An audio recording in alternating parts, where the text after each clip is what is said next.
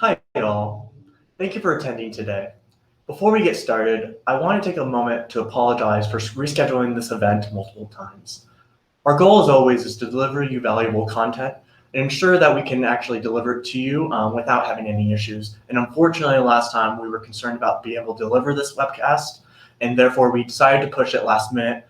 So I wanted to again take a moment to just really apologize, because part of our commitment to you is not only providing you with valuable content, but providing you content on time when we say we're going to deliver. And so with that being said, on to the main event, and thank you for joining again. Good morning, good evening, or good afternoon, wherever you are in the world. And thank you and welcome to the third episode of the Content Intelligence series, a series where we'll be exploring how to create high-performing, engaging content from a data-driven perspective. My name is Nick Markwith, and I've spent the last 9 years working with clients creating webcasts, virtual events, and webinar series in order to generate leads and resonates with their target our audience. Before we get started, I want to remind the audience we're live and interactive, and we want to hear you and your feedback. Please submit questions, submit ratings. We do look at all this feedback, and we do incorporate it into our future sessions. We do appreciate it. You can do so by using the platform, the buttons below, to rate, to ask questions throughout this presentation, and we'll be answering those questions at the very end. With that being said, let's get started.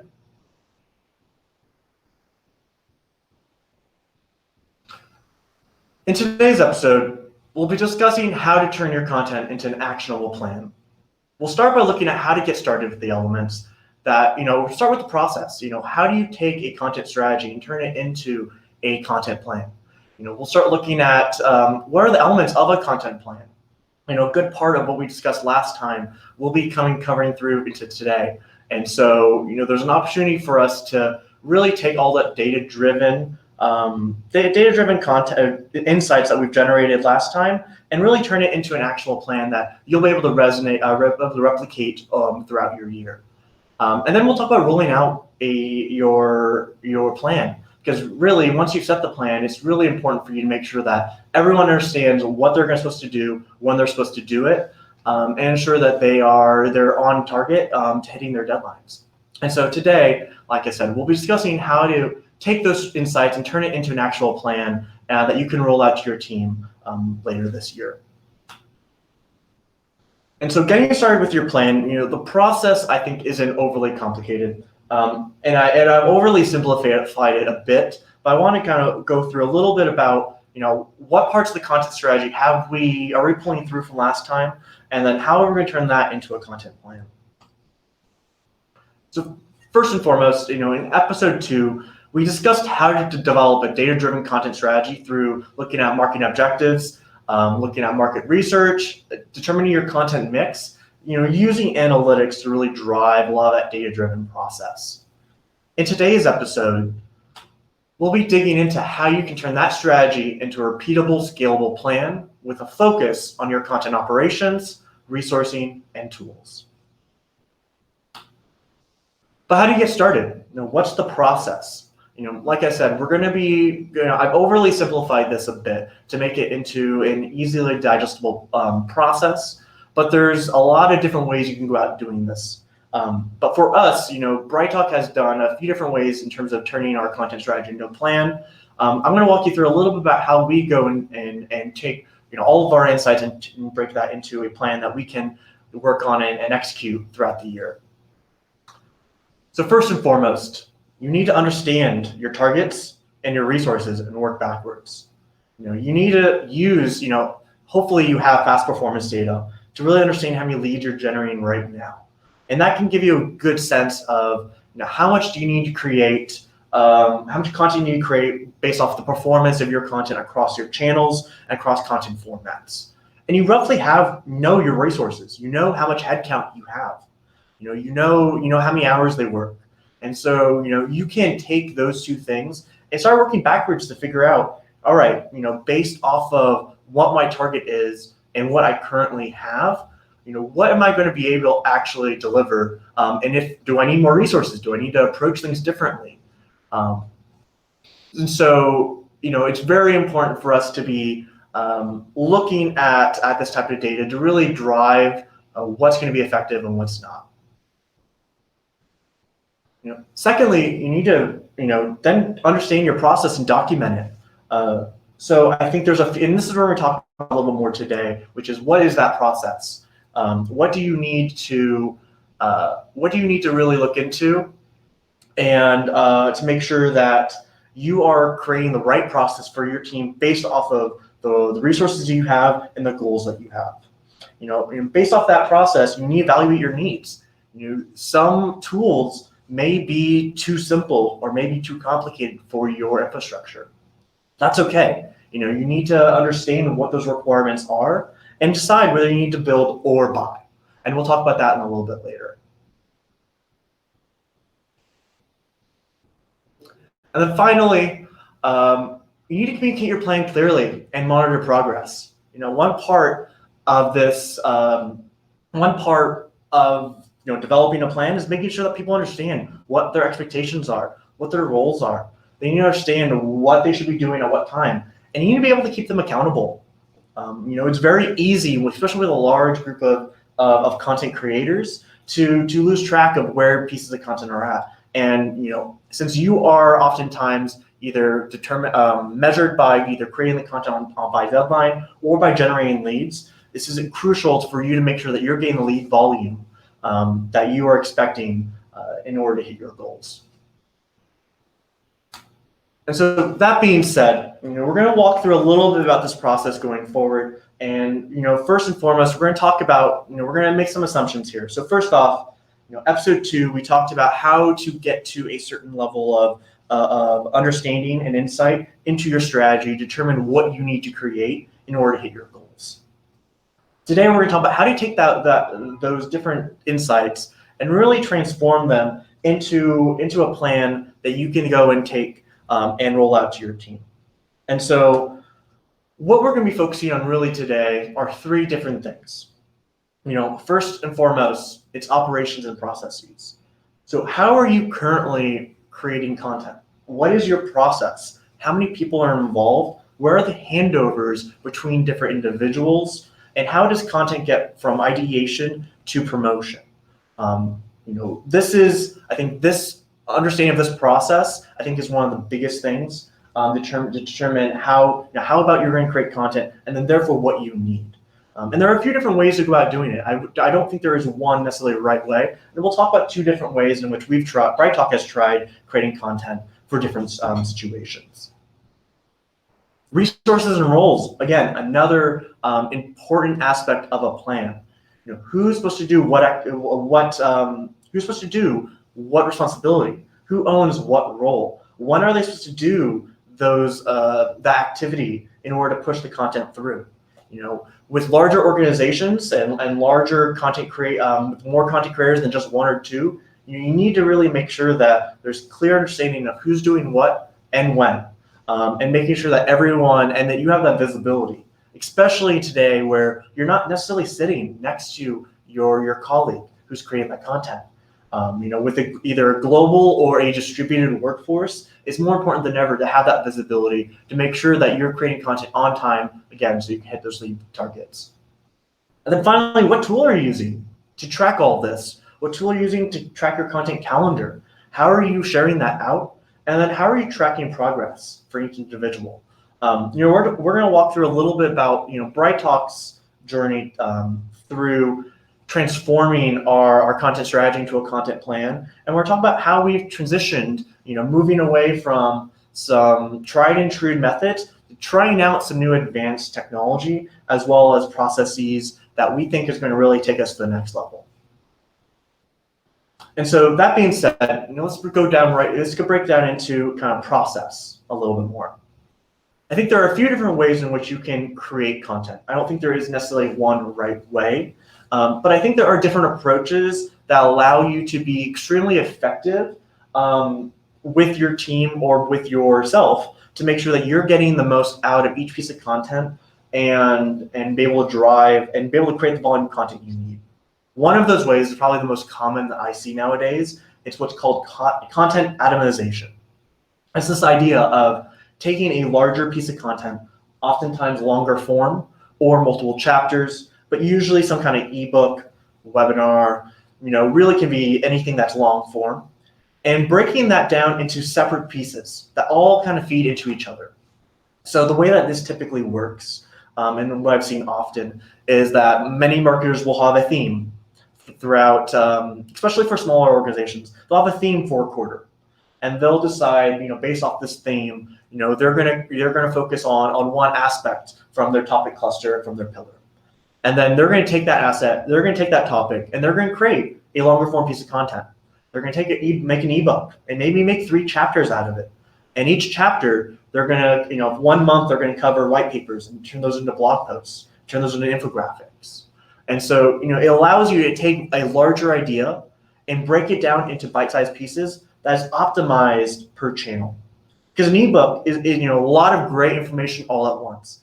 That's not effective for every single type of individual, nor is it effective if someone hasn't and want to invest the time into that content. It's a lot to ask someone to read an ebook. So it either needs to be very valuable, or you need to have a relationship with them. By taking the ebook and breaking it down to smaller pieces, you can actually share some of the more interesting insights to really grab their attention to get them to the ebook, or just get them to your website. So, this is a really great way to approach content. I see it probably most often nowadays, but it isn't the only way. And like I said, it's resource efficient. And for a lot of smaller organizations, this is crucial. If you only have 2 or 3 people creating content, you need to really get the most out. And creating 20 blog posts is a lot of work. So how do you make sure that you're working most efficiently? And I do find that this tends to be very effective.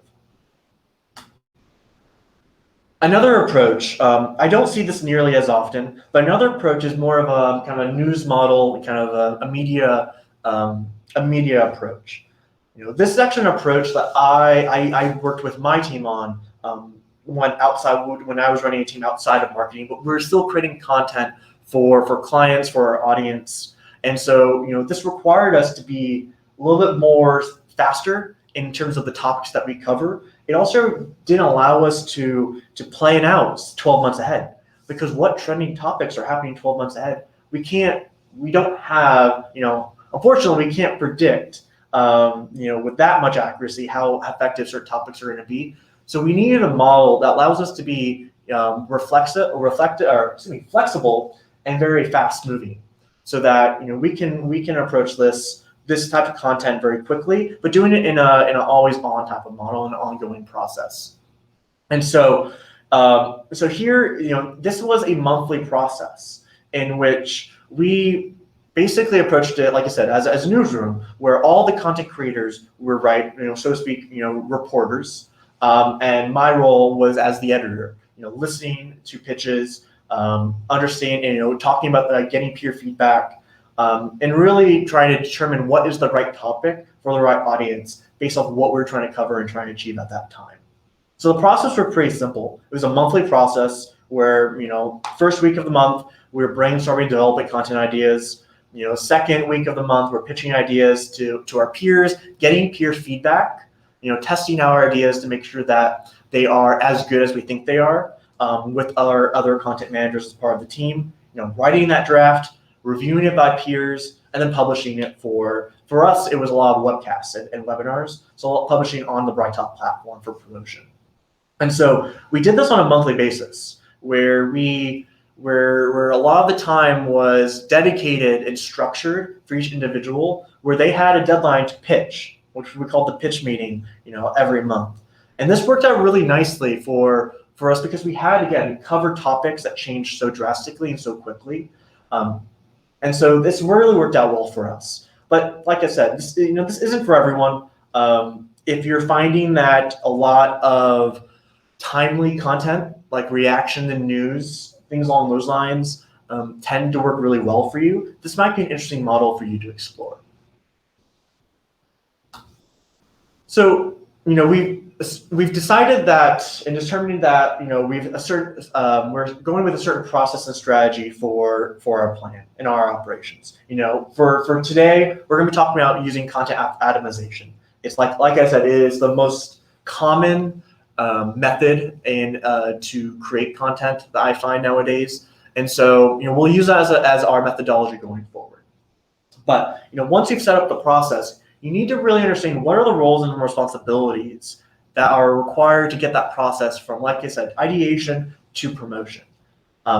What I've listed here is a very simplified version of some roles and responsibilities that I think are crucial for many organizations. This is not comprehensive, and it really depends on what kind of content you're creating and what needs you have.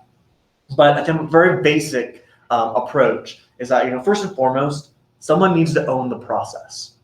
That likely, if you are a marketing manager, if you are if you have content creators reporting to you, that might be you, or that might be a lead on your team. But someone needs to make sure that's owning the process, setting reminders, reporting on progress to make sure that, again, deadlines are being hit. You're understanding who's being most effective, and you can make sure you can make fixes and small adjustments to the process if you need to, based off of what's working and what's not working well. Secondly, copywriter and editor. I think a lot of the time I find that marketers are reviewing their own content, which is fine. I think obviously writing and rewriting is a part of the writing process. But I do think it's important that if you have someone you can, as a peer review, as a copywriter, as an editor, to help you review that, to get another opinion, another perspective. For BrightTALK, we didn't have a copywriter or editor per se. We did a bit of a round robin approach. So every peers reviewed peers, so that you're getting more feedback and getting a different perspective that allows you to challenge your thoughts and make sure you're creating the right content and the best content that you can create. And finally, probably the biggest group is the content creators. The content creators, and this can be, I think this is a large group, and this easily can be the largest group part of this process, because they're the ones really producing the content, whether that is blog posts, whether that is white papers, whether presentations. They're the one that needs to put their ideas onto paper, onto slides, whatever it is. But who creates content? Really, and the quality of that content really depends on who you're having create that type of content. Skyward, I think, has done a really, really nice job at researching and organizing some thoughts around the type of creators and the type of individuals that audiences enjoy to listen to and learn from. Because part of creating content and part of your goal as creating content, like we've discussed in previous episodes, is to build trust. It's to provide value and start building relationships so that your audiences trust you and they will continue to view your content. And so, but there's three really types of content creators out there. There are the I study it. These are the topic specialists. These are the ones that do a lot of the theory, can do a lot of research, and can speak about many topics. Might be academic, but doesn't necessarily need to be. So that it can be just someone who has spent time to understand the topic and explain it well. Usually, if that person is in the industry, gives them a little more credibility. There's also the I teach it, internal subject matter experts. You have individuals in your organization that either know your product so well and therefore know your audience and what they care about and their pain points, that they can create content that resonates with their audience. They are the ones teaching it. It could be other experts. It could be your founder. It could be an evangelist.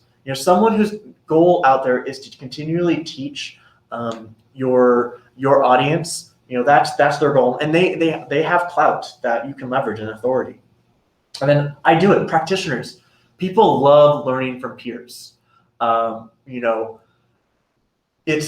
to understand. They want to know that they're not by themselves, that they're not facing these problems, and that there are solutions out there that can help. And so having practitioners out there, which can either be someone on your implementation team if you're part of a technology company, or it can be really your customers. They're the ones that are they're the ones that are the peers of your audience that you're trying to reach. These are all great individuals that can help build trust with your audience. But if we look at the top 5, where are consumers and where are content consumers really looking forward and learning from? It's industry experts. This, and the way that they define this is external industry experts. So, are they a well-known name in their industry? Someone that someone else might have read from. That's number one. That's what people want to hear from. This for BrightTALK, this is actually I'd say roughly about 50% of our content that we create comes from industry experts. These are individuals that we've built relationships with over time that are speaking in our virtual events, in our webinar series, running panels with us. These are experts that we are continually recruiting because we know and we've seen value and success with working with them, and they do as well with us. Just because, and you can do this as well yourself. Oftentimes, I will say that most industry experts want to get paid if they're working for a vendor, but that's okay because they will also, if they have an audience that you can reach, that is the audience you're trying to reach, not only are you getting a high valuable, content creator as part of your content, but you're also getting the reach of their audience too, especially if they're in webinars or even blog posts with cross-pollination and backlinks. So that's the first, and it's also the hardest to do. It takes the most time, and it's not easy. Second, the second highest rated individual is a person like themselves. It's the practitioner. It's really their customers. Again, people want to hear from peers. They want to understand that they're not by themselves facing these issues, and they want to learn how people got through them because they might use that same solution, which would be your solution. So customers are really, really great way to demonstrate without really selling too hard that you solve problems and generate results. Third, brand expert. So really for me, this is the evangelist of the world. So someone who really understands the market and industry, someone who understands your brand and is out there supposed to go and teaching. These are individuals, again, that are building relationships with individuals and connecting with your audience because that's their job. Their job is to go and teach and listen and learn and teach more. And so, leveraging someone like that is incredibly important. This could be, again, an implementation person, a product manager, someone along those lines that are speaking to customers, really understand what they're facing and can speak about that. Those are valuable insights that you wouldn't necessarily see, from others. And lastly, finally, founders. Founders are great. Everyone likes to hear from why companies got started, the strategy, and the high level thinking behind it. But it's hard to connect a founder with a practitioner and someone who's facing some issues. I do find that founders and these high level executives do well for kind of future oriented content or more strategy related sessions or about the industry itself. So there is definitely value there. But in terms of kind of building trust, like we said, founders is fourth. And then finally, a brand employee would be an employee from your company. Marketing titles, if you're not a marketing company, would be a brand employee. Yeah, it's not what people are looking for.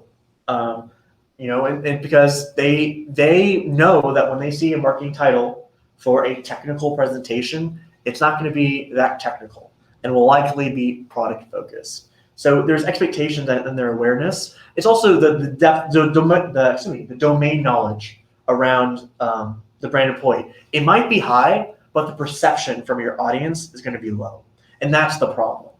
And so, but that being said, their content creators is a big role that needs to be filled. For BrightTALK, I would say that roughly speaking, about 50% of our content comes from industry experts. I'd say about another 25% come from internal experts. Someone like myself who's not on the marketing team, but has the the expertise and has done this as a practitioner. We also probably spend about another 5% on our customers. And then really, we have our internal subject matter experts across the business and our brand experts who are for video, whether it's for webinar series, whether it's for virtual events, coming and speaking, creating content. And so, we do have kind of this wide range, which allows us to, obviously create more content than just our marketing team could by ourselves. And I think that's important to cover, important to explore.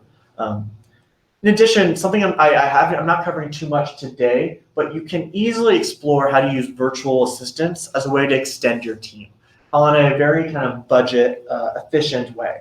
We have actually explored different ways to take different virtual assistants and have them play a part of our process that was taking up too much time for individuals full time. And so we actually do use virtual assistants for a few different parts of our processes. It is a very good way for you to go explore how to extend your team, because it is important, but it's also dependent on a budget, and that's always a consideration. Now, we've talked about a little bit about our process, and we've talked a little bit about the roles and responsibilities. So really, how are you going to take all of those ideas and then execute on them, and then turn that into a plan, as well as turn it into a process that's going to be repeatable? First thing you need, or what you need to do next, is understand what's the right tool for you.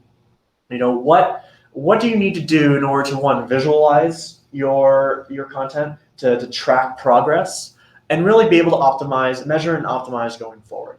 There are a few different ways to go about doing this, and I don't think there is necessarily one right way. But we're going to walk through some of the examples I see most common and what BrightTALK uses right now, what we're moving to right now. First and foremost, I think this is the marketer's best friend. It's a spreadsheet. I'd say vast majority of marketers that I work with work in spreadsheets, whether it's Excel, whether it's Google spreadsheets, doesn't really matter. It is useful because there's a lot of benefits to it, because it's, one, generally you already have the tool, so it doesn't require you to purchase one. You generally, it allows you to have collaboration, especially with Google spreadsheets. It gives you flexibility to create and custom build as you need. And it's easy to understand and use. Everyone basically understands Excel for the most part. And then finally, there are integrations with the tools like Zapier that can really make this kind of the extension as part of your tech stack, and even treat it as a database almost. BrightTALK has actually used spreadsheets for the majority of the 9 years I've been here, but we're actually this year, starting last year, going to this year, starting to transition away from spreadsheets, because as much as we enjoy being able to spin one up really quickly, as well as being able to share it out and collaborate on it, we're getting to a point where custom build of a spreadsheet is becoming too much, and we need more automation, and we need more custom functionality. We also are losing all of our spreadsheets in Google Drive. It's really hard to keep track of these types of things, and if you're able to spin them up so quickly, it's easy to lose the right document within your Google Drive. But that being said, spreadsheets aren't going away anywhere. They should work and can work for many, many types of organizations, especially smaller organizations. But it really just depends on what you need. If you need something that is very basic and straightforward, go with spreadsheets. There's really no reason to explore a different tool just yet. If you just need to visualize it, track progress, and it's only a few people involved, absolutely. Because the amount of time it takes to keep that updated isn't enough to look for different tools. Is oftentimes what I look at. But if you do need something that is a little bit more complex, that has more bells and whistles, has more automation, more functionality, more tools, more analytics, content marketing platforms and customer data platforms, I think are a great solution for you to look at. They're great for standard content marketing programs. Programs that are with common tools that you're using with a common tech stack. It has built-in analytics. It really has all the bells and whistles in order for you to track progress being created, store assets, oftentimes be able to promote that content, measure efficacy, and then optimize that content. It's all in one, but there's a cost to it, and it's not necessarily cheap. And also the implementation of it sometimes can be tough. Just like any new tool, if you already have an existing process, you have to integrate this as part of your process, and that isn't necessarily the easiest thing to do. Lastly, and actually where BrightTALK is moving towards, are more project management tools. Now, the reason why we're exploring this is the same benefits that we get out of these tools. BrightTALK, like I've mentioned before, BrightTALK has a bit of a custom need because of the way in which we are promoting our content, the content formats we use, as well as our access to our own data. So our situation is unique when compared to other vendors out there because we have a webinar platform with 10 million users, and we're able to use that quite effectively. But project management tools give you kind of what I find is kind of a balance between spreadsheets and the content marketing platform. It's this nice middle ground where it gives you the, again, it's a project management tool, so it's meant to drive process and keep track of progress, which is great. But a lot of these tools also are very flexible and aren't just for project management. So Airtable, Monday.com, for example, give you the flexibility to really custom build as you need based off your requirements in a very easy way, in a drag and drop, custom way to build it. So even if it's a custom build, building it isn't tough. It does take time, but isn't overly tough.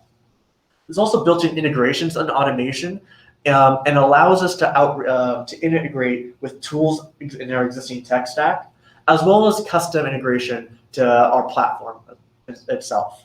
And so, BrightTALK, we've started this journey as of beginning or middle of last year to start transitioning to Airtable and use Airtable as our central hub of operations, and then connect to a lot of different tools out there.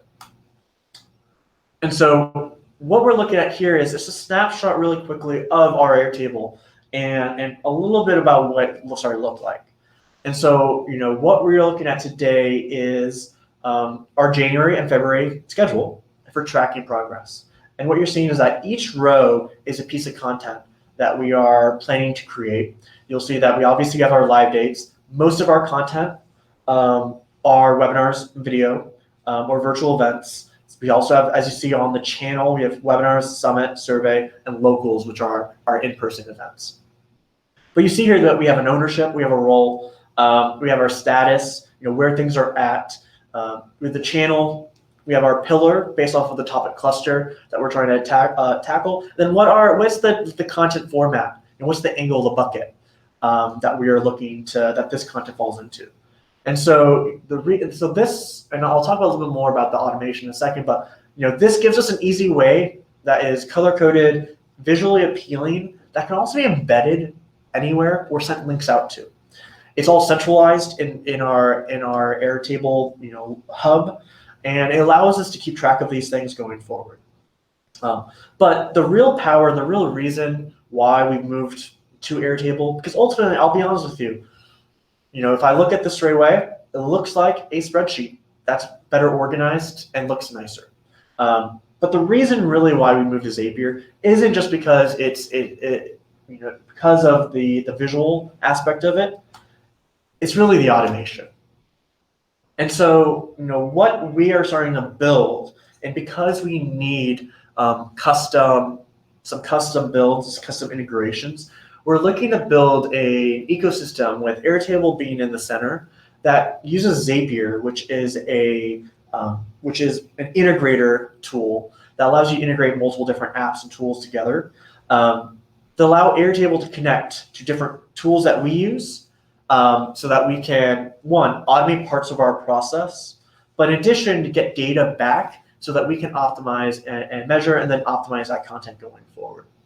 So to give you some examples, for part of what we discovered last year, we realized that there's a lot of repetitive tasks that we were continually having to repeat. Just like with much content creation or really many processes, we wanted to improve that process because ultimately it's just taking too much time to produce each piece of content. And so first off, we looked at ways in which we, like I said, used Airtable to move our process along. But really, and a great example of some time saving is, we automated our social posts. So using Airtable and Zapier, and taking our BrightTALK content that we have uploaded into our Airtable automatically, we're able to take a piece of content, write some copy, and then auto-generate creatives, and then auto-schedule the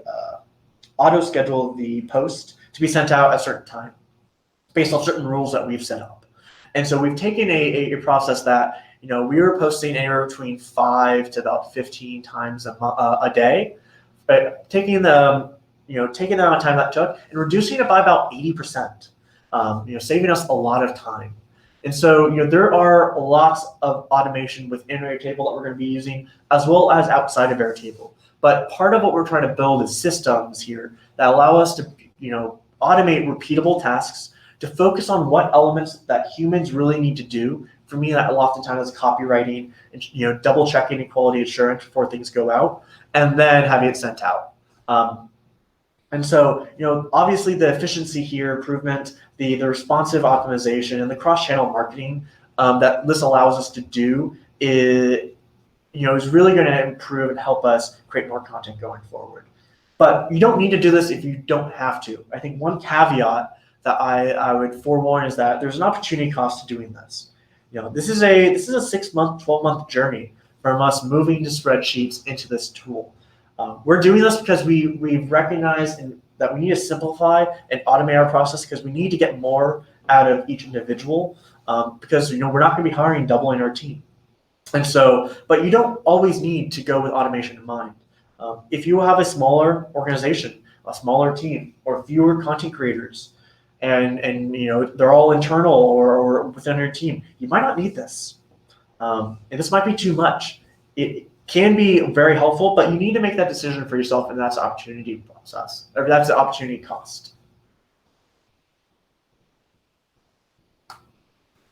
Now, our final part today, we're going to be talking about how do you roll out your plan successfully.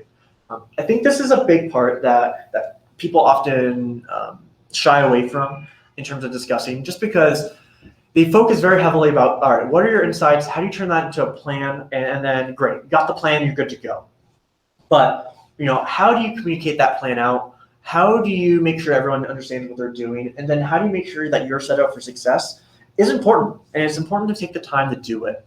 And so, after rolling out, I'd say probably a few dozen processes over the past 10 years, I have a few tips I'd like to share with you based off what I've learned and what I've seen be successful and what not be successful.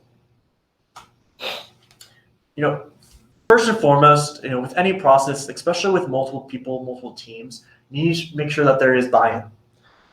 You make sure that everyone who's part of the process, everyone who has a crucial part of that process understands before you roll it out to a larger team. So, for example, we talked about the process owner and the editor or copywriter. I would say those are two very crucial roles that you need to make sure are very clear and understand, and those individuals doing those roles need to understand what they're expected to do and by when. Because content creators are going to create content, and you need and they're going to follow the process, but you need someone to make sure that people are following the guidelines, and those roles tend to do that. You need to document your process and your process workflow with visuals and highlighting important touch points.